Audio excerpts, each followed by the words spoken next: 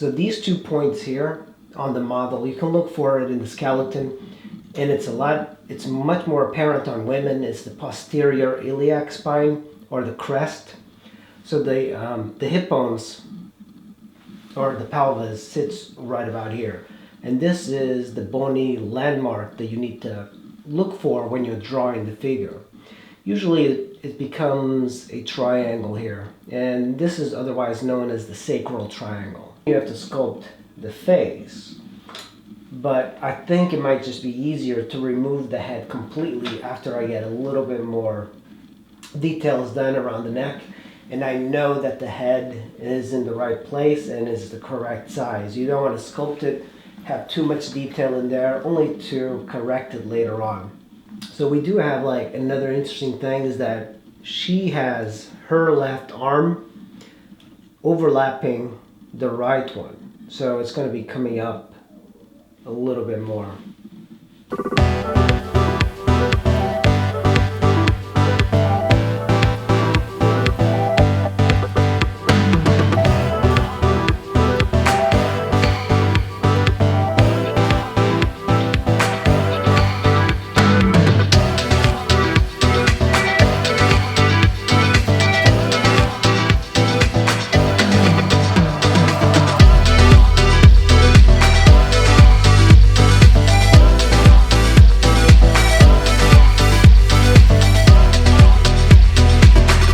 This point of the hip is called the great trochanter of the femur, and I'm going to exaggerate it a little bit on the side. You should be able to tell where I'm putting the clay.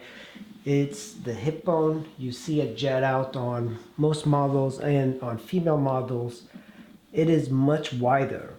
So if you exaggerate this, it tends to look a lot better. Even if I add a little bit more, I'll be able to smooth it out extremely easily, and it'll give it a little bit more of a voluptuous style to the sculpture. So one of the things I've been doing is adding a little bit more length to the back here. And if you look at it from the side, if you take a measurement from the top of the knee to the very bottom this way and follow the femur, it should be about the same from the elbow to the very top of the back. And one of the things you can probably do is to even remove a little bit of the shape here, smooth it out, because once it gets up here, it's only going to be very thin muscle and the vertebrae showing through. Also, the back side of this is extremely handy because I can take it like this and just kind of rock it back and forth to create the roundness to the body. And you can do it from various points like that. Even like smoothing it and sliding it, pushing the clay around. And it reaches places that are a little bit harder to reach over here. So this is the lumbar vertebrae, and it's a little bit more prominent. We also have the erector spinae right here. Look at the side. So you have the band here on hers. It's got a little bit more fat than a male model.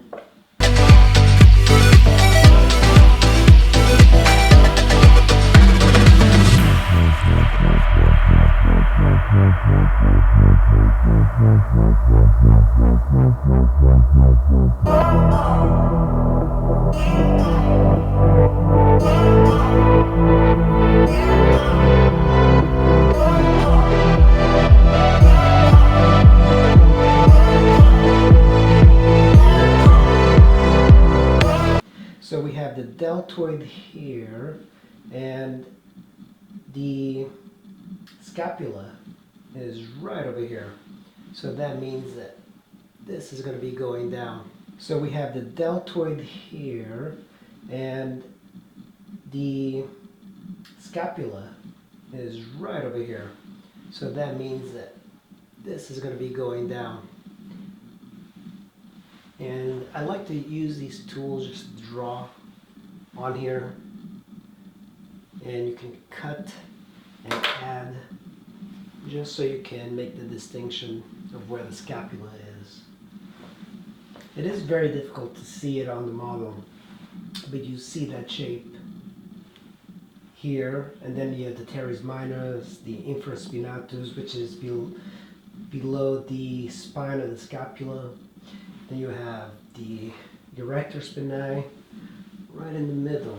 So I'm trying to figure out where exactly that muscle is, or that scapula. Once you figure out the shape of the scapula, it should be a little bit easier to work on it, because right now, like, the back looks okay. I've been modifying it, but this part is a little bit difficult because you have to kind of figure it out, the direction that it's going.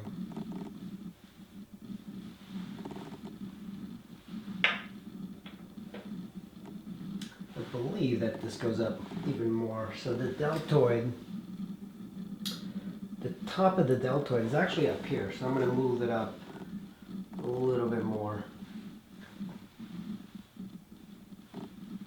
And I can make it a little bit thick, then just use my scraping tool to work my way and kind of round it off.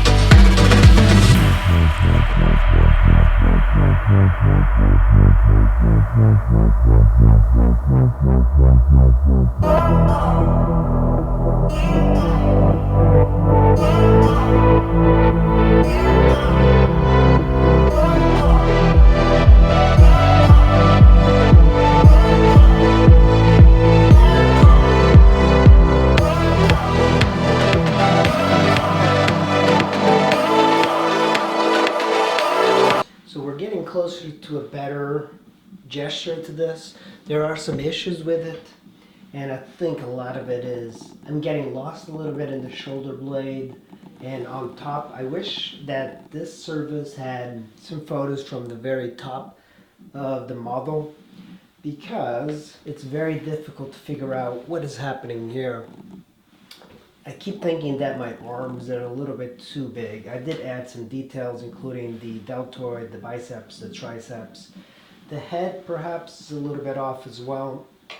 And the trapezius here on the side are becoming a little bit mannish. You know, what happens is that as you spread your scapula, your shoulder blades to the side, and you put them down, there's not going to be a lot of definition here. But I think what I'm doing is adding the definition, and then I can take a tool and just kind of blend it together, but not lose any of the geometry behind it. One of the things I did is I pushed in this elbow, so I made it as if she's holding her arms, and there's a lot of very small details here with the arms. She has the left going on top of the right, so that's going to be kind of complex to do, and I never really paid attention to what it looked like. On the back, I think that's the more finished piece.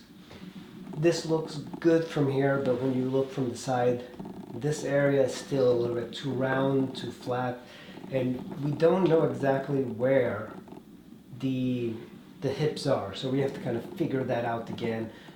But with that type of model, you're going to find a lot of things that are flat, and I am losing a little bit of the rib cage and of course the shoulder blade. I believe that what's going to be happening is I need to indicate the 7 cervical vertebrae a little bit more and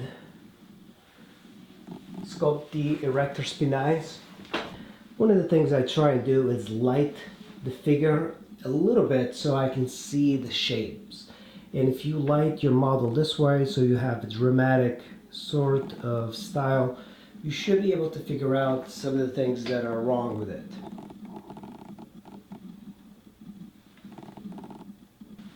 So the scraping tool works extremely well to get rid of the lumpiness to it.